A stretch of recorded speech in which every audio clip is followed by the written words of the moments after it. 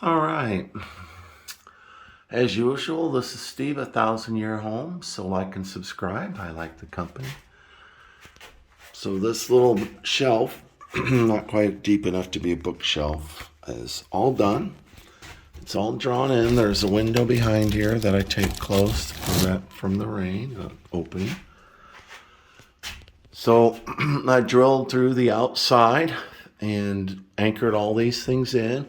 I'll put a top post on there anchored with a lag bolt. That's how come you don't see any fasteners. I'm looking to make sure none of my fasteners, and one did, pop through.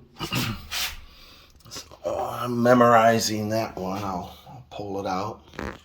Well, that's not bad for blind drilling, and the holes in the container tend to run something. But looky here.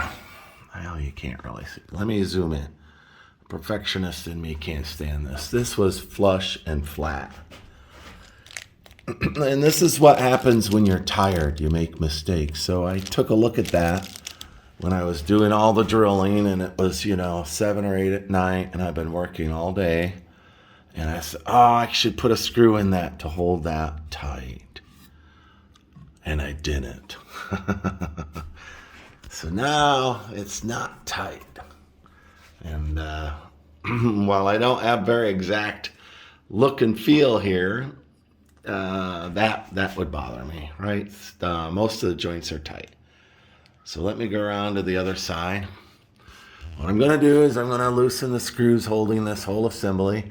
That's already screwed into there. Blind screw you can't see from the back side.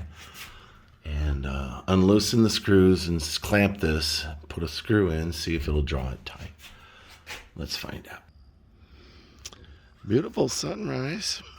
It's beautiful. Been up way early. All right, so let's take a look over here. I'm going to guess this one's a little crooked, so I'm going to guess this is the one that's poked through.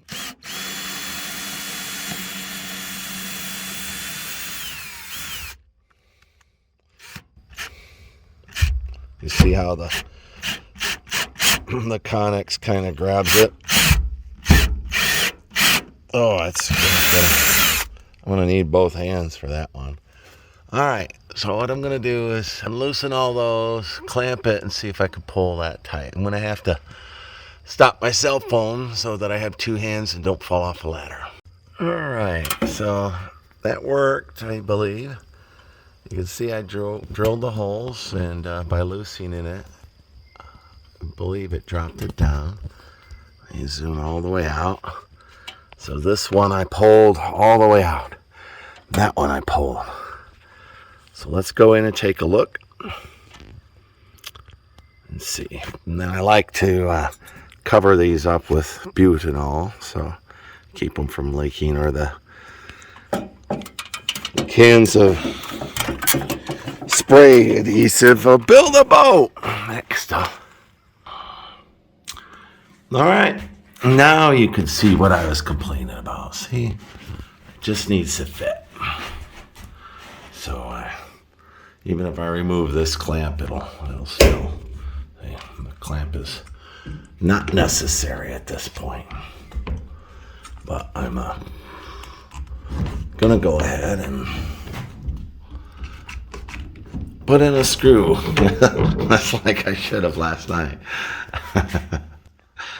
But listen, the military does that whole sleep deprivation thing as part of training.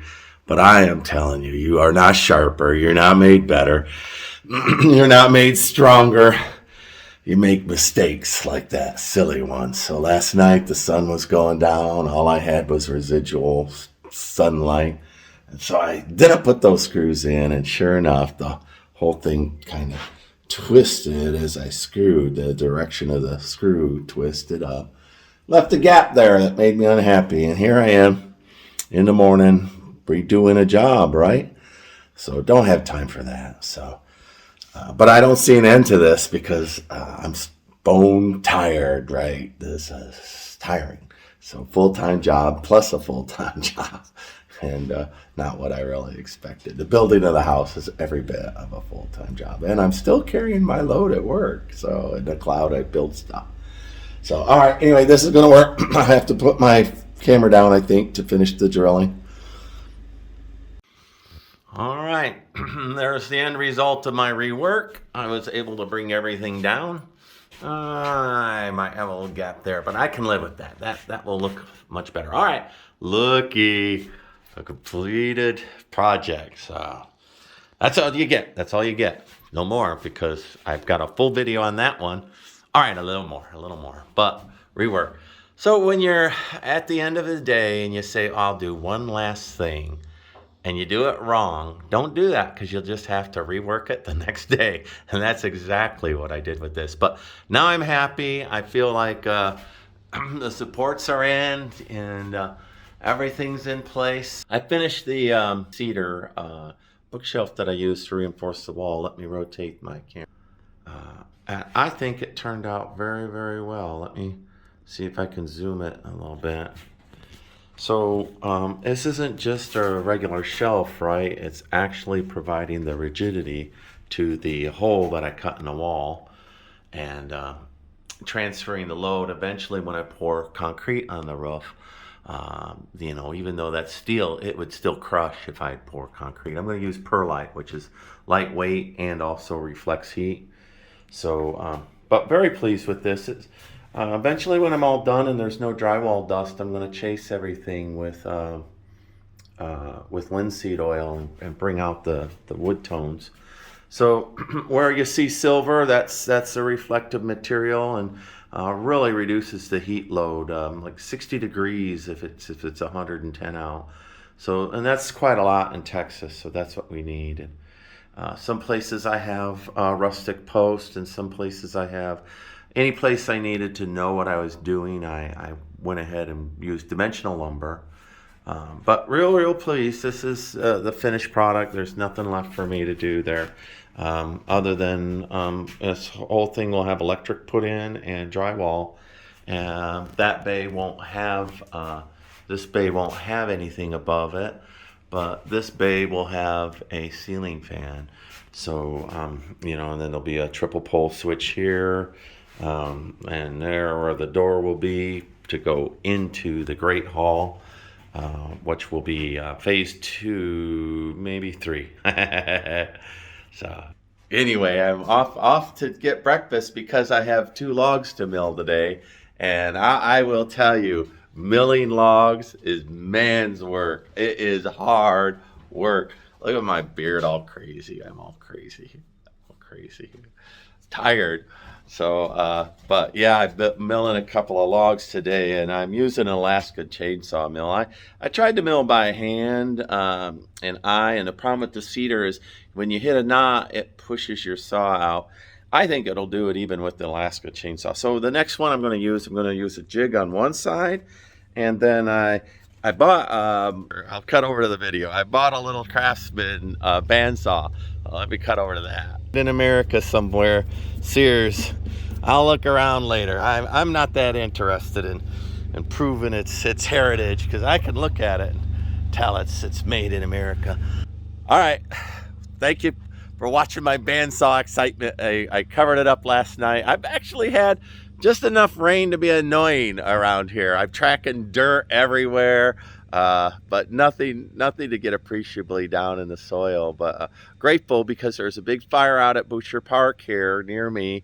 You can see the fire, like, again, it puts a pillar of smoke in the sky that you just can't miss. So, and that's the danger of Central Texas. And all of the climate, people argue about the word global warming. Well, you better call it climate disaster or climate change, or get on board, because the world's changing, and all of the great ancient civilizations in 1000 BC disappeared in 50 years. All of them. The Sumerians, the Babylonians, all of them. 50 years. Mycenaeans, gone. All related to environmental changes that they could not cope with. So if we think we're better than those ancient civilizations, we got a message coming to us, because this planet can shake us off like we're bugs on an old blanket. So, but part of that, my building a 1,000-year house, is to be able, hopefully, to cope. And I am making decisions that should last somebody 1,000 years, including how to manage the heat here, and how to protect yourself. And really good design is going into this. And if you want to build a house that will protect your family, and you can be off grid, and sustainable living, I think that I've got some good ideas for you. One of the best ideas I have is the stained glass window with cedar inside these little connexes. The shipping container bedrooms are going to feel like little cloisters, right? And the stained glass will definitely give that vibe. So here you'll see I started in the middle of the night and I'm working towards the morning. This is all custom work, and you'll notice there's no tape measure. I'm using stick on stick to actually measure the span, the old-fashioned span inside of the windows. I put in an extra header, and then I trim it out with cedar. It does protrude through the wall of the connex as well, and it's drawing the shipping container metal all up against it. And eventually, when I have the sandbags inside of it, there'll be a storm window on the other side of the stained glass protecting it, and then the sandbags will give it a dimension. So I think that looks very, very pretty, and very pleased. All right, there's the end result of my rework. I was able to bring everything down. I might have a little gap there, but I can live with that. That will look much better. All right, looky, a completed project.